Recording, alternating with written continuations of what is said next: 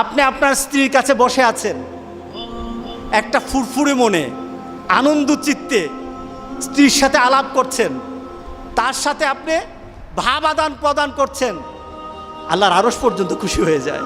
সুবহানাল্লাহ, আল্লাহর আরশ পর্যন্ত খুশি হয়ে যায়।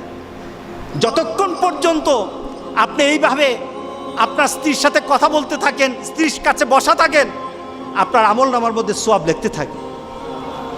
রাসূল পাক সাল্লাল্লাহু আলাইহি সাল্লাম এই কথা বলার পর এক সাহাবী বললেন, ইয়া রাসূলুল্লাহ, স্ত্রীর সাথে একসাথে শুবো, একসাথে ঘুমাবো, একসাথে খাবো, একসাথে তাকে আদর করব, এটা কি সওয়াবের কাজ হতে পারে?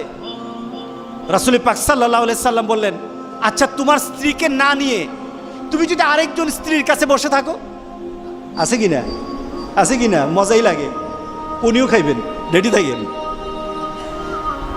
তুমি অন্য কোনো স্ত্রীর পাশে বসে বসে ফিস ফিস ফিস ফিস করলা, মজাই লাগবে, তবে মনে রেখে দিও তোমার আমলনামার মধ্যে জেনার গুনাহ লেখা হবে।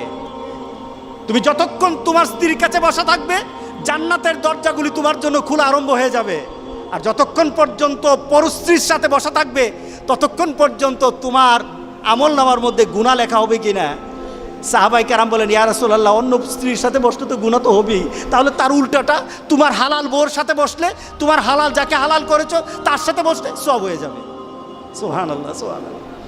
চাষটলে বসতে ভালো লাগে, টিভি দেখতে ভালো লাগে, আরেকজনের ভাবিকে ডেকে ডেকে মুখের মধ্যে পানি এনে দেয়, ভাবি কেমন আছেন, বউকে বলো না, বউ তুমি কেমন আছো।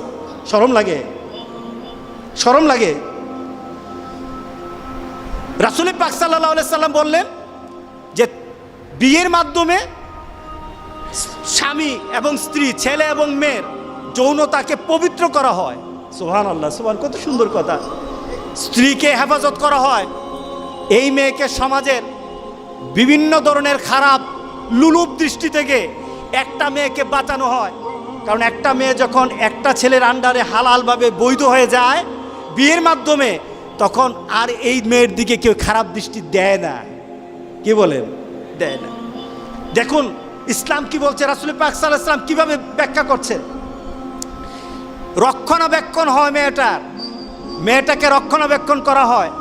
কারণ একটা ছেলে যখন একটা মেয়েকে বিয়ে করে, তার চিন্তা চেতনায়, তার ভাবনায়, তখন মনে হয় যে এই মেয়েটাকে সকল ধরনের বিপদ আপদ থেকে আমি রক্ষা করব, আমি তার পাশে থাকব, আমি তাকে বিভিন্ন গার্ড দেব, তাকে তার বিপদের সময় আমি কাছে থাকব। কি বলেন? বলে কি না? আপনার স্ত্রীর কাছে যদি কেউ ঘেঁষায়, তখন মেজাজটা গরম হয় কি না? হ্যাঁ, কেন হয়? কারণ সে আপনার হালাল হয়ে গেছে।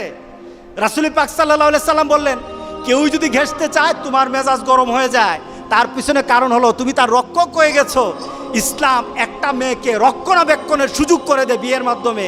আর ওই মেয়ে যে স্টাইল করে বিয়ে করেছে, সন্তান প্রজননের গোটা পৃথিবী টিকে থাকবে যতক্ষণ পর্যন্ত আল্লাহ সুবহানাহু ওয়া তাআলা যে মানুষ সৃষ্টির পদ্ধতি বানিয়েছেন, পদ্ধতি সৃষ্টি করেছে, এটা চালু থাকবে ততদিন পর্যন্ত পৃথিবী সুন্দর হবে।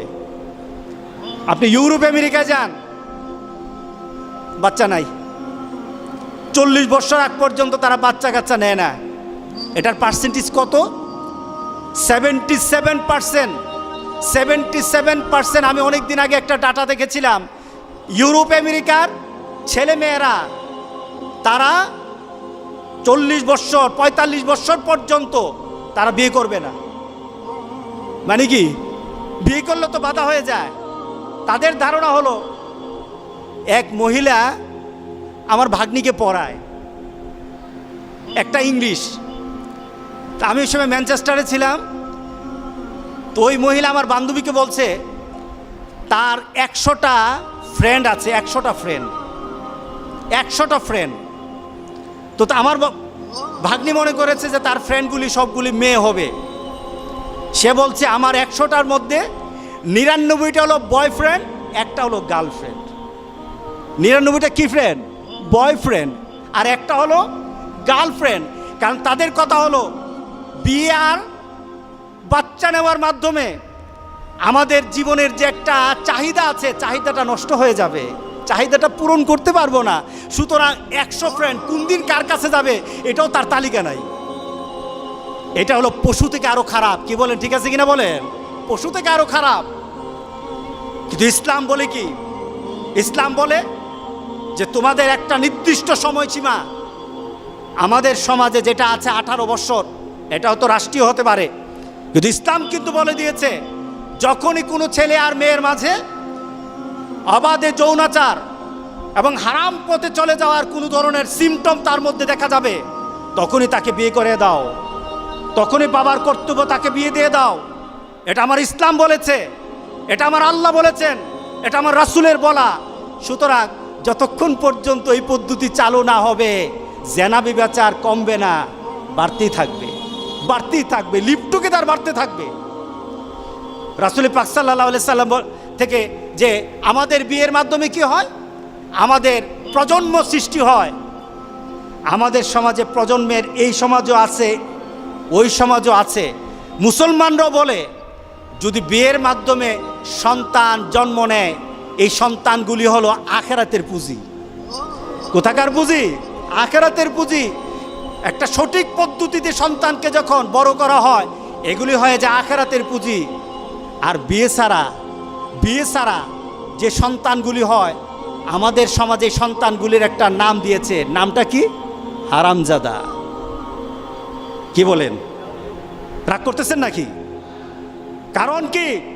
একটাই শুধু নীতি, শুধু বিয়ের পদ্ধতি নাই, একটা হয়ে গেছে জান্নাতের আশা। আর একটা পদ্ধতি না থাকার কারণে সে সমাজের মধ্যে নিকৃষ্ট একটা পর্যায়ে চলে গেছে। এই নীতির মধ্যে যারা আঘাত করবে, আল্লাহর কসম, আল্লাহ দুনিয়া তো তাকে দেখাবেন, আখিরাত তো তাকে ছাড়বেন না। কি বলেন, ঠিক আছে কিনা বলেন? একটা সঠিক পদ্ধতিতে এই সমাজের মধ্যে মানুষ বৃদ্ধির একটা ব্যবস্থা হয়ে যায়। এরপরে কি হয়? রাসূল পাক সাল্লাল্লাহু আলাইহি সাল্লাম কাল হাসুরের দিনের সাহাবায়ে কেরামদের সাথে একটা গর্ব করতেছিলেন। সুবহানাল্লাহ, উম্মত নিয়ে গর্ব করতেছিলেন। কি গর্ব? রাসূল পাক সাল্লাল্লাহু আলাইহি সাল্লাম বলছিলেন কাল হাসুরের দিন উম্মতরা দাঁড়ানো থাকবে, নবীরা সামনে থাকবে, উম্মত দাঁড়ানো থাকবে।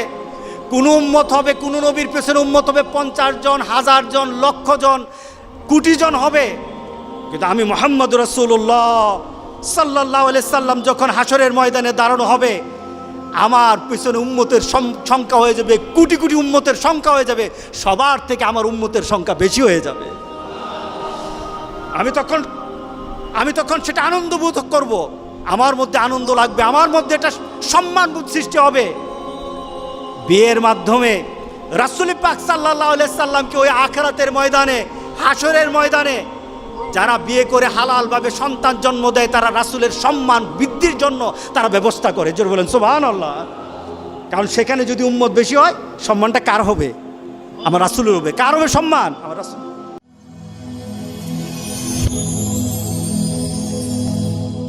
Rose TV 24. Enjoy by listening to the Holy Quran.